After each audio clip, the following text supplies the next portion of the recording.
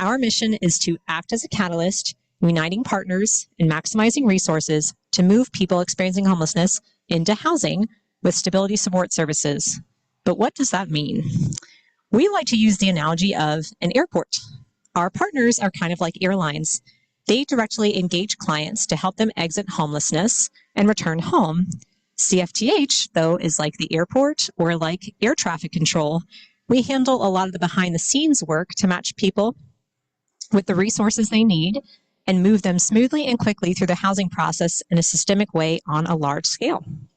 We also aim to educate our community about homelessness in hopes of challenging current perspectives, changing hearts and minds, and ultimately advancing our system's work. And that's why we launched this series, CFTH Presents, last summer.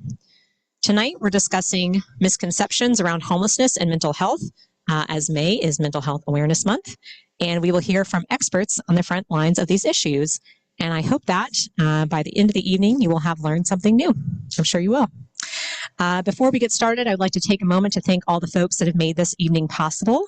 I want to thank the United Way for hosting us, St. Arnold's for donating drinks for the event, Kindred Kitchen for making the delicious food, DNA Studios for helping us live stream the event, and of course our speakers for taking the time tonight to share their perspectives.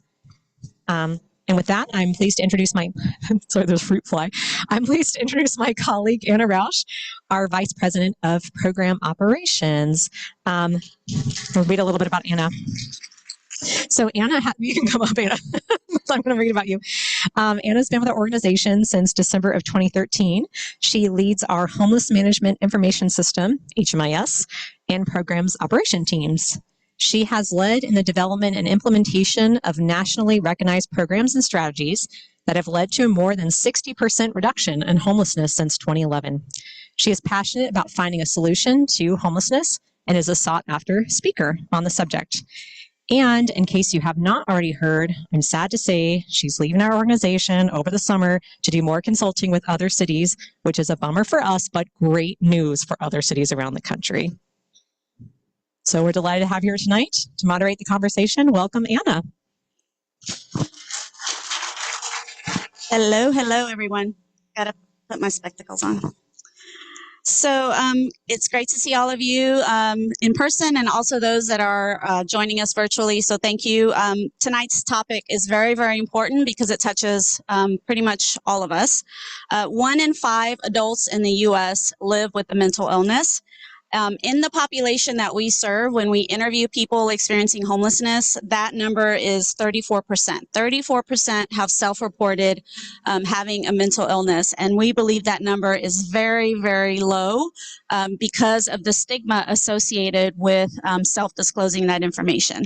So mental and physical health are equally important components of overall health, right? So if you have, there's bad weather all over town, y'all. So having depression can increase the risk of physical health problems like diabetes, heart disease, and stroke. And then, of course, the presence of these chronic conditions can also increase the risk for mental illness. Just like I can take a pill to manage a physical health problem, I can also take a pill to manage a mental health problem. But despite this, there's still a huge stigma around mental illnesses in this country and a lack of available resources. It's unfortunate because that is what prevents people from seeking care. So all that said, I'm happy to welcome our panelists up. First, we have Ashley Allen. Dr. Ashley Page Allen serves as the Executive Director of the Houston Community Land Trust, a citywide affordable housing and community development nonprofit organization. Her experience as a homeless youth is what ignited her passion to help increase housing accessibility and affordability for those that need it most. Ashley serves on the board of the Coalition for the Homeless and several other nonprofit organizations. So welcome, Ashley. Thank you. Next, we have Amber Hotzinger. Amber is a program director with the Harris Center for Mental Health and IDD. She has worked in the behavioral health industry for over 15 years in various capacities, primarily serving individuals in crisis services. Most recently, Amber has worked at the Coalition for the Homeless to develop a community-based support team to help those receiving housing services maintain housing. She's also leads the individuals that help us close encampments. So yay, Amber, welcome. And then lastly, we have Monique White. Monique is a certified peer support specialist for the Harris Center for Mental Health and IDD and works with unhoused individuals living with serious and persistent mental health and substance abuse issues. For over 14 years, she has persistently advocated for mental health across various platforms and media. Thanks for joining us. If it's okay, I'm just going to stand up here and then we'll just chat. Okay. So we've heard a little bit about each of you, but now we'd like for you to introduce yourself in your own words and what brings you here today to talk about the interconnected issues of homelessness and mental health, whether it's professional experience or personal. Why is this something that you care about? And start with Amber. Oh, my. Can you hear me now? Yes, ma'am. Okay. So, hi, as Anna said, I'm Amber Honsinger, and I am very passionate about helping this population because I'm very passionate about helping people. I have always had a desire to help others, and who best to help than someone who needs our assistance the most. And the folks that are living on the streets struggling with mental health issues are definitely some folks that are in my heart that I really am passionate about serving. Ashley, go ahead. Hello, everyone. As mentioned in my bio, I'm a formerly homeless youth. And so, of course, I wanted to be part of the solution. This is actually, I worked in nonprofit for a nonprofit sector now for about 18 years, but I started my career as a scientist. So, while science definitely does help people, I wanted to do it in a way that actually addresses social issues that I've experienced. So, decided to go into the nonprofit sector, working in education, in policy, and then in housing. I started as a community organizer in Chicago, doing housing advocacy and organizing. Then came to Houston to start and be the founding executive director of the Houston Community Land Trust. It was something that I was very interested in because it was a way to actually address the issue. We talk about how do we create affordable housing? How do we prevent someone from experiencing homelessness? The community land trust models is a tool in the toolbox to do that. And so I wanted to make sure that I, again, was bringing innovative, creative ways for us to address the situation so that we can solve homelessness, but also prevent it as well. Hello, everyone. I am Monique White. I grew up as a child of a mental health patient, so I have always been an advocate with mental health. My mother was a schizophrenic and stayed 6 years in a mental institution when I was only, 10 years old. So growing up, fast forward into my adulthood, I started dealing with depression myself, suicide, and in the 31 years I've been in Houston, I have been homeless 5 times. So again, I've always been an advocate for mental health since I was younger, and then having to experience mental health challenges, suicide, and being homeless myself, I have no other choice but to stand up for people at this time that can't stand for themselves. So that's just it. Thank you very much. So Amber and Monique, in case anyone in the room isn't familiar with the Harris Center, could you tell us a little bit more about what you do and what does it mean to be the mental health authority? So I initially, after being on a job for 7 years, I was laid off. So I was looking for something to do. I own my own business, but I also was looking for something else to do. And I went through a temp agency. I'm going to tell that story. And she called me and she said, you want to work here? It's a behavioral health center. It's only for one day. And when she said that, I said yes, because I'm very big on mental health. And it turned into a career.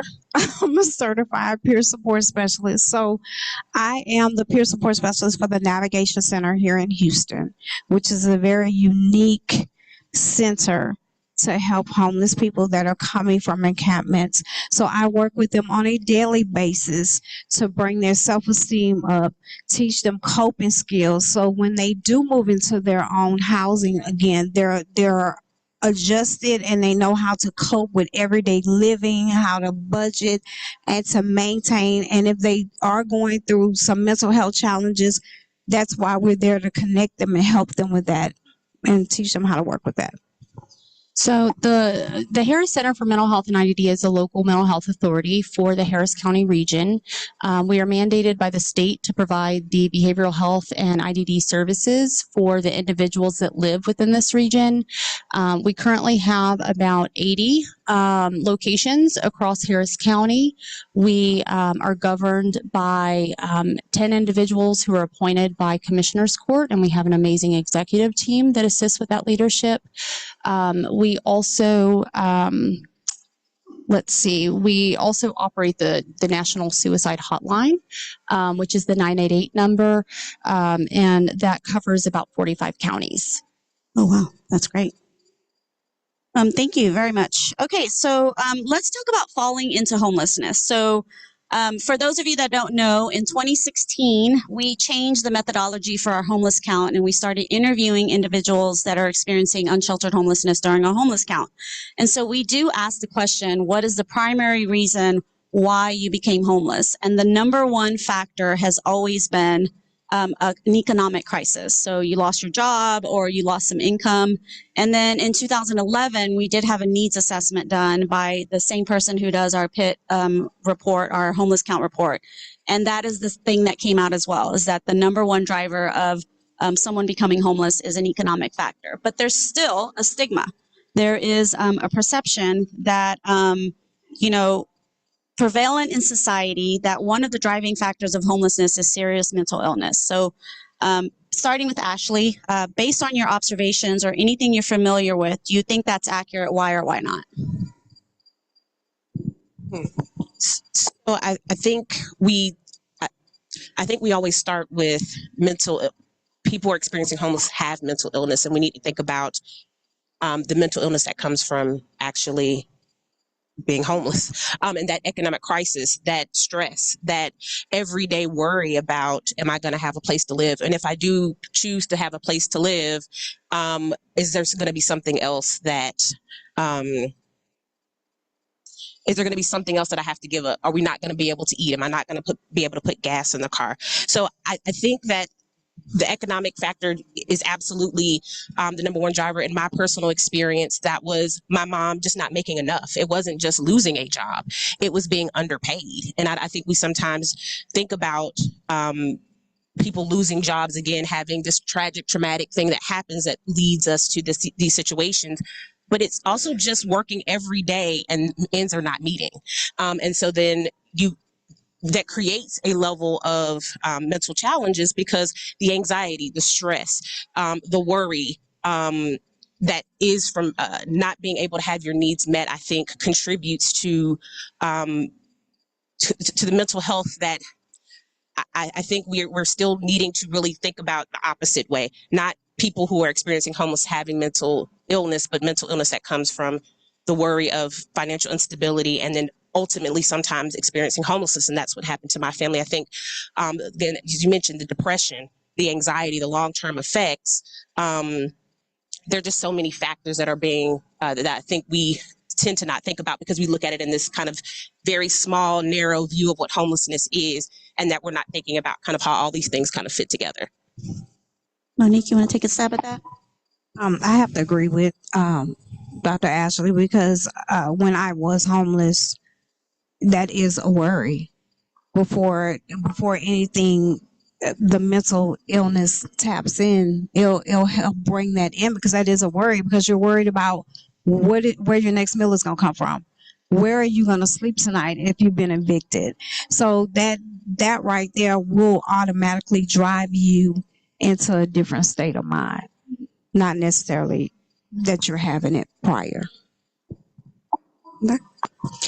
So to go along with what these two ladies said, the World Health Organization has actually noted that the lower a person's socioeconomic status, the lower their health conditions. So I think it goes to show that mental health may not be the driving factor, but it could actually be an outcome of homelessness. I think for some, absolutely, mental health can be a factor in why they're homeless, right? And why they're in that circumstance. But I think in most cases, it's an, as you said, the economic crisis that comes first, that then tends to move into, the behavioral health and mental health crises.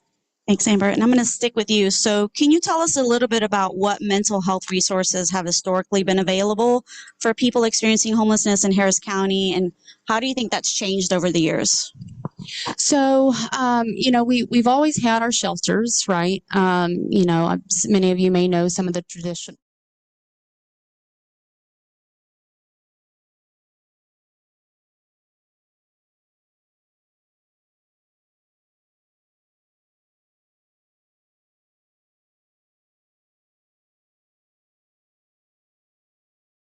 What if someone is on the streets and consistently is telling us they're fine and they don't want housing, but it's obvious that they're not fine and they do need housing because they're going to die on the streets, which we've just had recently, Birdman died recently. So tell me your thoughts on that. So it's a tough one, right? Because one of the when we go out, again, I've worked in crisis services for 15 and a half years. So in order to take someone off the streets under an emergency detention order, they have to be an imminent threat to themselves, other people in that moment, or be actively deteriorating to the point where if we walk away today, they might not live through tomorrow, right? And so when you meet individuals on the streets that are maybe experiencing delusions, they're living on the street, but yet they're still eating, they're still bathing, they're still, taking care of their basic needs outside of housing. There's not a hospital that's going to keep them.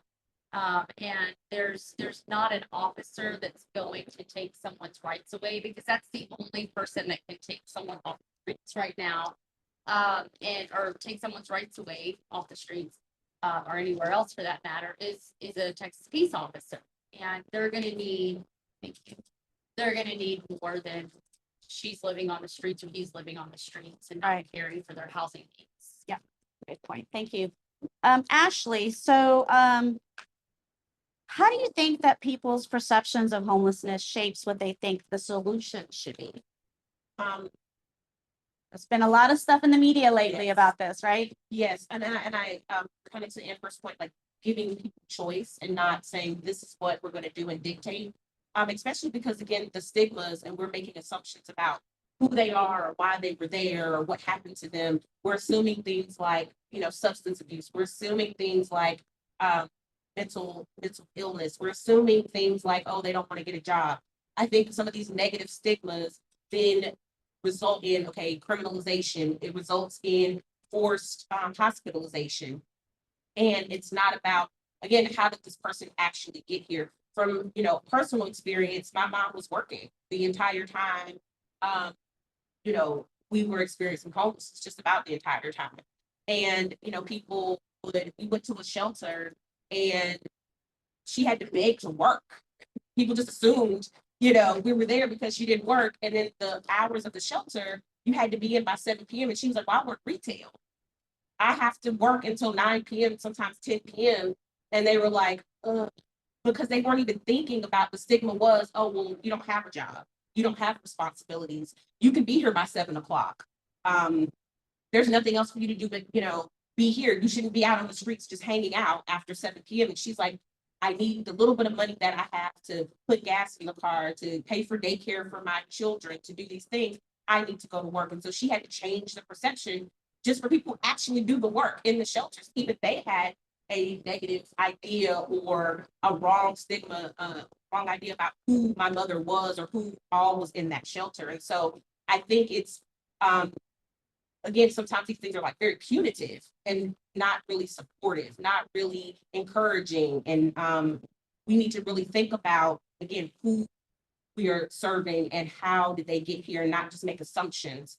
Because I think that has led to this very quick answer of, we'll just move them. And if they don't want to be moved, then they got to go to jail and we got to get them out the way, or throw them in the hospital.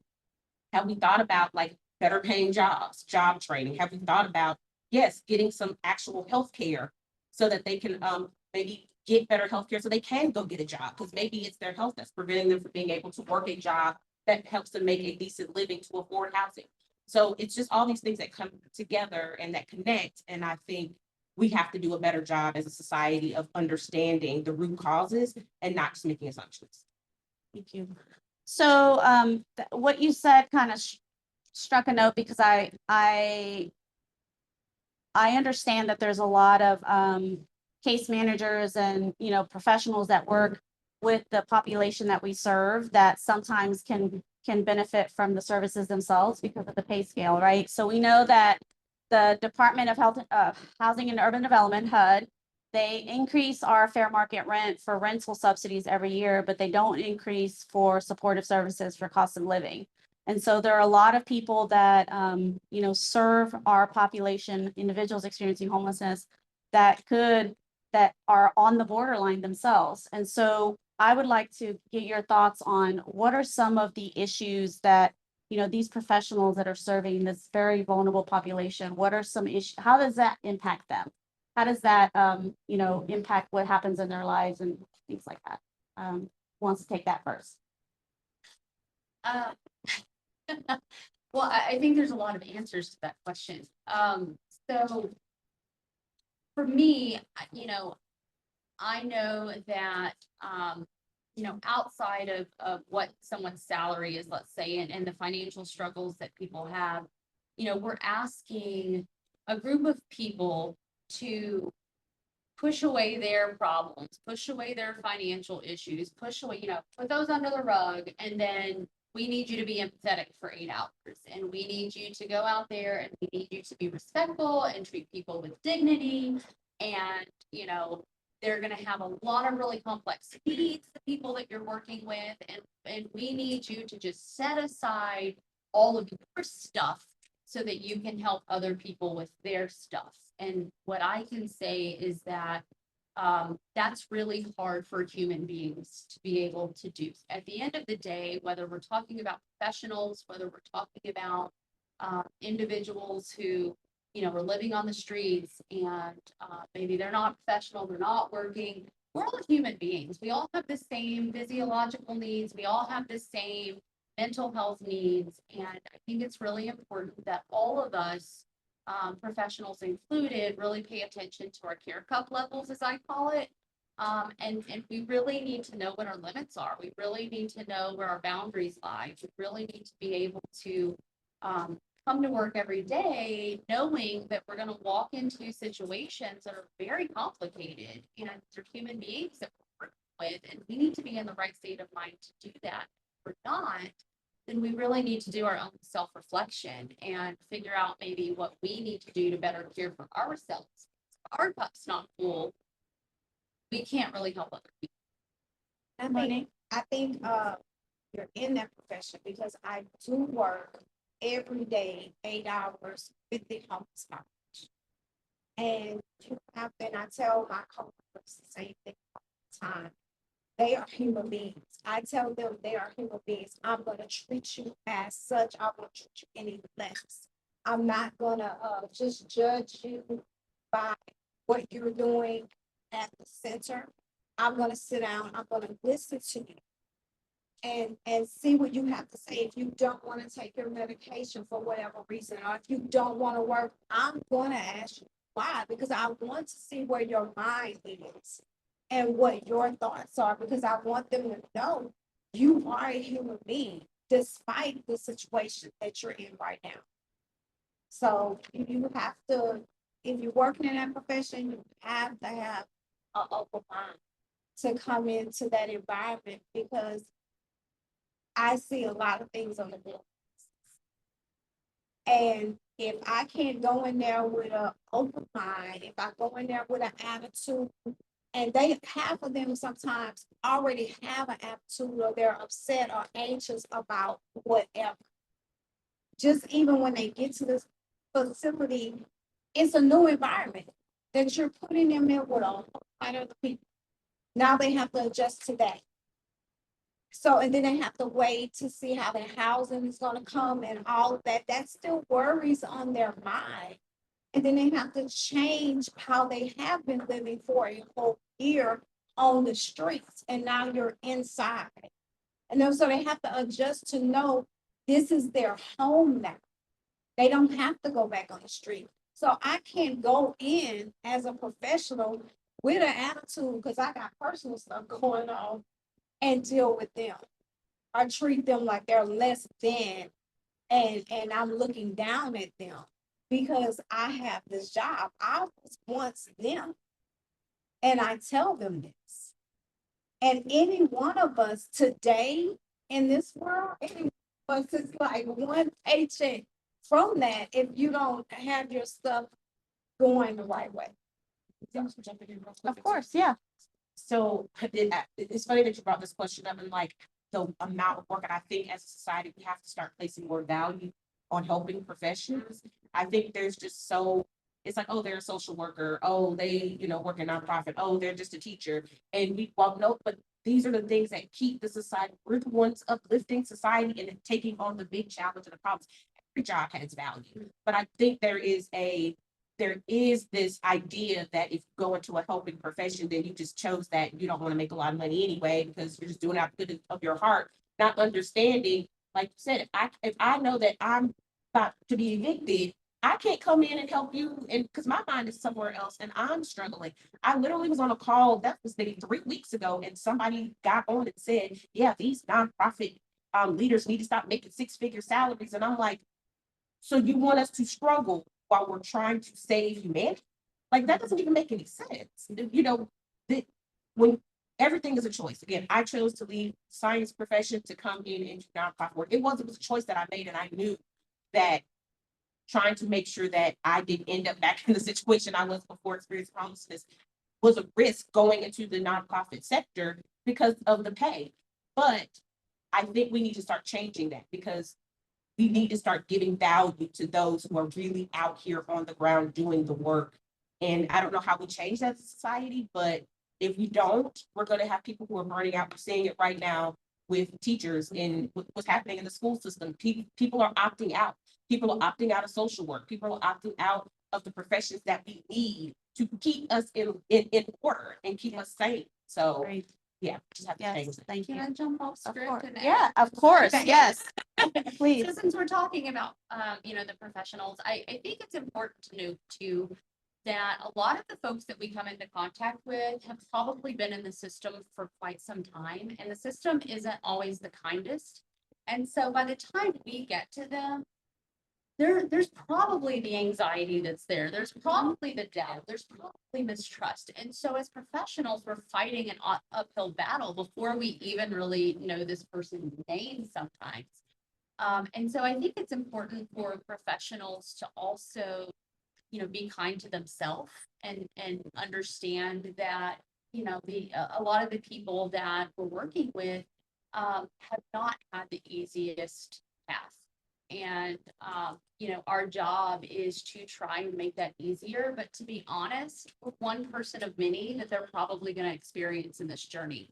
And so one of the programs that Anna and I worked on developing was the behavioral health response team. And the whole idea behind that was people going into the navigation center where Monique works, is to have that familiar face that helps them from the time they get off of the streets into the navigation center, and then as they transition into homelessness, so they at least have one constant, because they have many changes. And I don't know about you, but I don't like sitting on the phone with Social Security or anyone else for 45 minutes or 2 hours. And I don't like going and talking to 7 different people when I go to, any type of service that, whether it's the utility company or whomever. And so I'm not struggling with a serious mental illness. And we're asking these folks to do really hard stuff. And we're asking them to just transition from one change to the other, from one situation to the other, and do it graciously and do it gratefully, because we're here giving you all of this stuff, right? Including our time, but that's just completely unrealistic. And I mean, it's not fathomable. So since you're on the topic of transitioning out, so let's talk about people that are exiting homelessness. What are some barriers that they face when it comes to finding housing? I think just that, finding housing.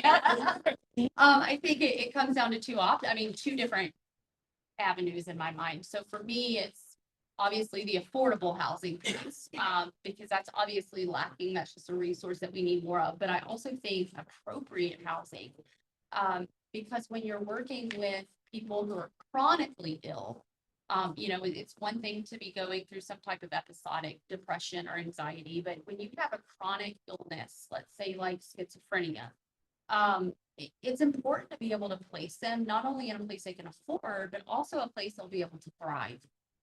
And sometimes just your general complex of 300 units may not be the appropriate placement for them, but unfortunately, we're limited in what resources are available. Monique, so it's your turn. So for those of you that don't know, we have a wonderful navigation center. And the intent of the navigation center was for whenever we decommission an encampment, we close an encampment. If we don't have, if the person doesn't have their housing ready, they go to the navigation center to stay temporarily while their housing is getting ready. So can you talk to us, for those that are not familiar, tell us about your day-to-day, like, well, how is it working with people that were just in encampments? Tell us about your day at the navigation center. It's a joy. My day at the navigation center, normally if you were a new intake for the first time coming in the navigation center, once you do your intake with Harmony House, then I meet you and I introduce myself. I tell you who I am. I tell you about the Harris Centers. I let you know that my care coordinators will want to meet with you to do our own intake, and we'll go from there. From that point on, once you're there, I meet with you after my care coordinators. I will meet with you, and I have my own checklist that I get with them and I go down. So I ask things like, do they have their food stamps, cell phone? Do they need more clothing? Because my job is to connect them with some of the other partners that we have in the facility. Then I have life skills that I work with them. So I will ask them, do you need COVID skills, anger management skills, breathe, anything like that? So some of them will tell me yes. And I do weekly exercises with them on a weekly basis to help them with their coping. I give them homework and lessons to help them with their self-esteem, their self-worth, and things of that nature. At times I do transport. So if they need to go to one of our facilities for their appointments, I will transport. If they need help with calling the Social Security office, anything of that nature, I'm there to assist. If they're just needing to talk, I will sit there and talk to them for however long that may be. And that's pretty much my entire 8-hour day from the time I walk in. And we have a track next door to the center. So I have now started taking some of the clients walking. So we have schedules where we go walking. Some days I'm walking 3 times. Oh, you're gonna be in shape. So I do, so they know I'm the type of person, I'm very transparent with them. And sometimes my care coordinators will tell me, I'm having problems talking to this person, they won't talk to me. So that is my job, to come in, and for some reason, they will talk to me. They will tell me things that they will not share with my care coordinator whatsoever, because it's the trust and the respect that I built with them. So this is my everyday daily life. So I think they love you. Yeah, I think Okay. yeah, so Matt White was our technical assistance provider during COVID. He's worked with our continuum of care for a long time, and he did a focus group for individuals that we house out of encampments. And the number one thing that came up was the sense of isolation that they feel once they leave an encampment and they move into their own place, wherever it may be.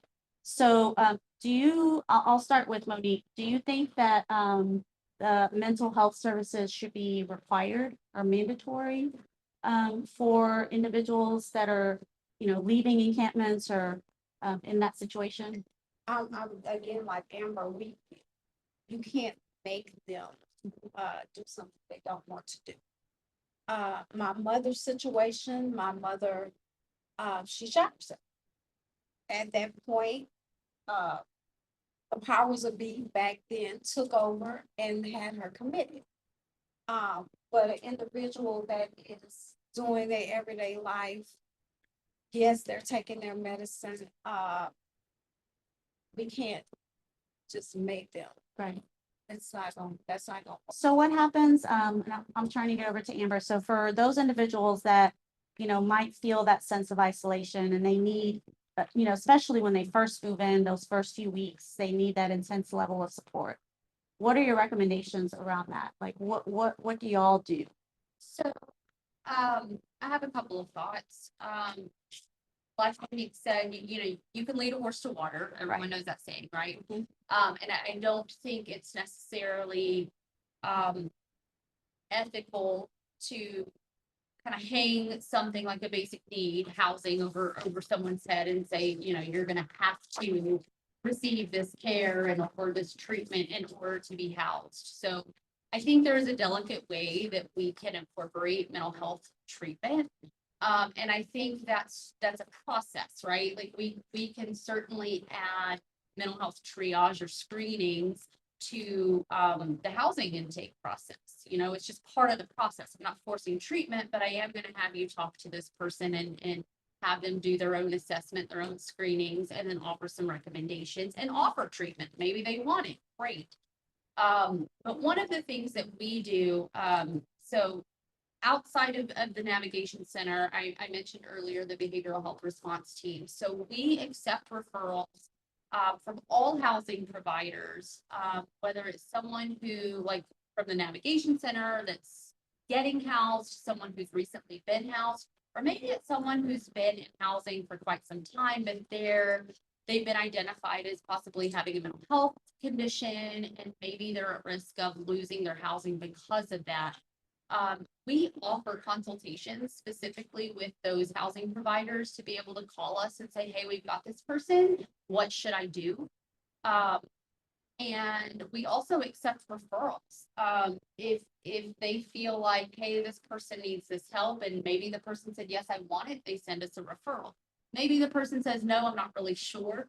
They send us a referral, because ultimately our job is to engage them in mental health services. It's not the job of, the coalition or the housing providers. And so we know our services the best, and we can engage, we can engage folks in our services. And so we never want to turn someone away just because they say no. Initially, I know that we can't force people, but what we can do is understand that sometimes it's the mental health condition itself or the system itself that is leading them to say no. And so we want to give people an opportunity to say yes. And so we may go back after a week or two. I just had that situation. And I've had it multiple times, but most recently I just had that situation again. So again, for me, I don't force things on anybody there. I let them make their own decisions. I hold them accountable, because once they leave the navigation center and go into their own place, they have to be held accountable for if they have to pay rent or if they have to go to some type of appointment. So like she was saying, sometimes they don't want to seek services or whatever because of past experiences. So I actually will sit down and say why, you feel this way. Well, I want to wait till I move in my housing. I said, let me just explain something to you. I said, if you start trying to open the doors and work on these parts now, when you move into your housing, it's already in place. All you have to do is go to your appointments, and I will give them the opportunity to think about it, get back with me. And half of the times, they have. And they, oh, okay, I'll go ahead and do it. You have this in place now. So it's already there. about it, if you're sitting on your couch and someone comes and knocks on your door, you have no idea who they are, and they just show up and say, Anna, I'm here to help you, and these are all the things that I want to help you with. Are you going to necessarily trust their word? I mean, It's a very good analogy. Thank you. So Ashley, so it sounds like partnerships and adequate public government funding, very important for this work. Talk a little bit about that. I know you're an advocate. Yes, so the funding is essential, but it's also what we do with the funding. It's about making sure that we have programs and systems set up that are efficient and effective. And so that we're the dollars that we do have, the reality is, are we ever going to have enough funding? Probably not. But the funding that we do have, we need to make sure that we're creating the best use of that and we're being good stewards of those dollars. And sometimes I feel as though we don't always go back and refine systems when things are not working. We continue to do the status quo. I work in developing affordable housing, and one of the biggest challenges that we face is that we continue to do the same things that we did 20 years ago when Houston was affordable and 10 years ago, and we're not thinking about how we're perpetuating homelessness. We're solving the problem while creating a bigger problem because we're using or losing dollars that could be used to have more creative, innovative ways to address the housing situation. Houston is not the affordable city that it once was, and we need to be more realistic about that, and that the methods that we used previously are not the only methods that we need to be focusing on now, and have better use and different programmatic focuses so that we can actually create, like you were talking about, barriers to housing. There isn't any. There isn't any affordable housing. We can go and fund developers to build really expensive high rises all the time. But what are we doing as far as putting money towards different housing typologies? Because to your point, we're talking about having somebody come from an encampment or going into the navigation center and throwing them in an apartment complex with 300 random individuals that they have no relationship with, and people are moving all around them and doing all these things. How about having smaller footprint homes? One of the things that we're working on right now so that people can transition out of permanent supportive housing into traditional market rate housing, but something that seems less overwhelming, something that is more familiar, something where they can have their own but feel comfortable in that transition, and that they're not going to be scared they're going to be in the cycle. For me, I've not experienced homelessness now for over 20 years, but that fear is still there because it was a cycle. It felt like we could never get off the hamster wheel. So when you have that fear of housing being something that can be taken from you, but that you can lose, we need to make sure that the money is going into creating housing that people cannot just get into. We always talk about at Community Land Trust, we don't just help people get into housing, we want to make sure they can stay in it as well. And that's where our focus needs to be when we're talking about government dollars. The status quo won't do, particularly not for Houston as we're continuing to grow. So before we move into Q&A, I have three things I'd like to ask of you ladies. So first is, what can someone do if they see someone that is experiencing homelessness in a mental health crisis? in a mental health crisis. So if you see someone who, regardless of their housing status, if they are experiencing mental health crisis, you can always call 911. My suggestion is if you call 911 and the reason being a mental health crisis, make sure you request a crisis intervention team or crisis intervention response team. So the officers generally across the state of Texas are trained specifically in how to address someone with mental health, but here in Houston, for sure, the majority of those officers that are on the streets, whether they're with a clinician or not, are trained in working with someone with mental health issues, but they need to know that that's what they're walking into so that they can make sure that they send the right units. We also have units that are called our crisis intervention response teams that actually partner a Houston police officer or a Harris County Sheriff's deputy with a licensed clinician that can go out as a team and determine whether or not someone needs to be hospitalized. If it's someone that you believe is in crisis, you're not really sure, maybe they're deteriorating, you can also call the Harris Center's helpline. It's 24-hour crisis line at 713-970-7000. And you can always request to speak with a phone counselor to give you some guidance. Right. And what about just anyone in Harris County who needs mental health services and maybe they don't have insurance or they're low income? What services are available for them? So I can talk about the Harris Center for Mental Health and IDD. Yes. Long. My executives would be very happy with me.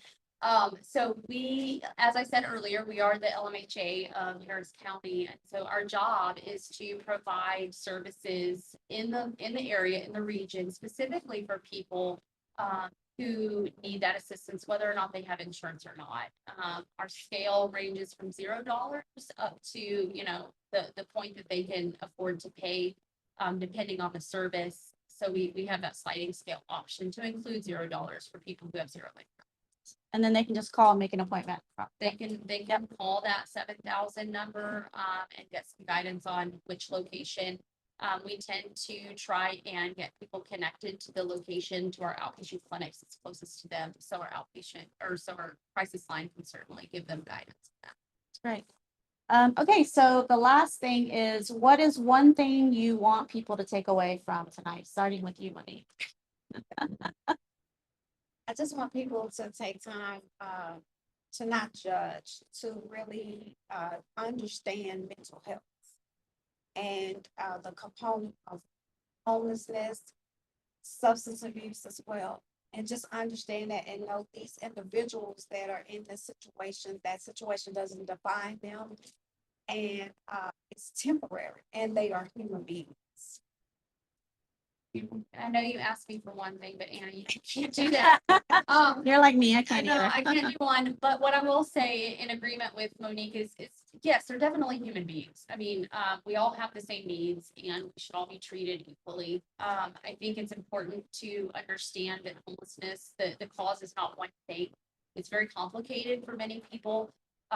And there's a lot of social determinants at play. We really have to think about the inequities that are out there. We have to really think about the resources that are available and the lack thereof, right? So it's not just someone is choosing to be homeless because they want to be homeless or they don't want to be housed for whatever reason. There's so much more at play. And I think that goes to Monique's, not judging people and not assuming that we know why someone is in the situation that they're in.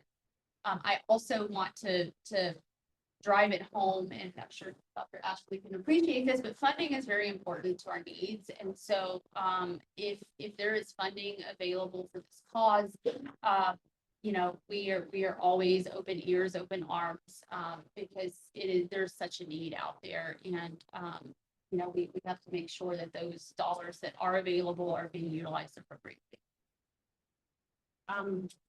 What I would take away, you weren't thinking of that, but I have two quick things that kind of relate to what everybody was saying, but again, understanding what mental illness looks like. Some of the things are just a lot of things, Amber, that you mentioned, I experienced. So like the anger as a young person going into my early 20s, the anger, the sleeping a lot, those things. One of the things that I'm not a hurt, but I do have trouble throwing things away because I've always been unpacking things because I'm used to having to get up and go and have things ready to move at any moment's notice. And so even when I have stable housing, it's like, ooh, putting things permanently away is it gives me a little bit of anxiety just because for so long it was some days you come home, we would come home and there'd be an eviction notice and it's like, get everything out in 2 hours. Truck is out here, or throw it all in the car and let's move. So just thinking about those type of things, that is also, some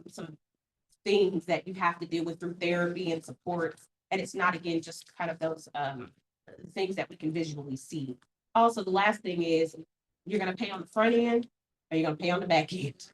So if we don't address the issues that contribute to the homeless situation, if we're not talking about funding proper education so people can get living wage jobs, if we're not talking about the healthcare system, if we're not talking about building affordable housing, if we're not talking about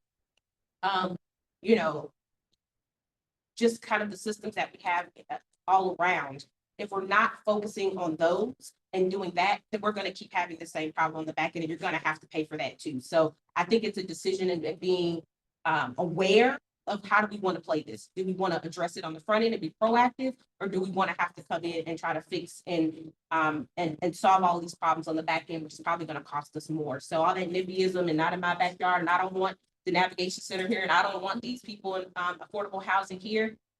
In the movie that we watched, they said if you don't house them, they're gonna end up on your front yard. Like, so, you know, right. Yeah. decide how you want it. So that's what I want people to take away is how do we want to address this, the front end or the back end? That's great. Thank you. Cool. So we are completely out of time, and I wanted to say thank you to these wonderful ladies that joined me here today in the dark, and all of you that stuck around with us in the dark. This has been an adventure. Thank you so much, and please, please, please be careful. I'm not sure what's happening out there, but I know I'm getting 100 million text messages from all over Harris County, from people that I know all over. So just stay safe, and thank you for joining us. We appreciate all of you. Thank you. Thank you.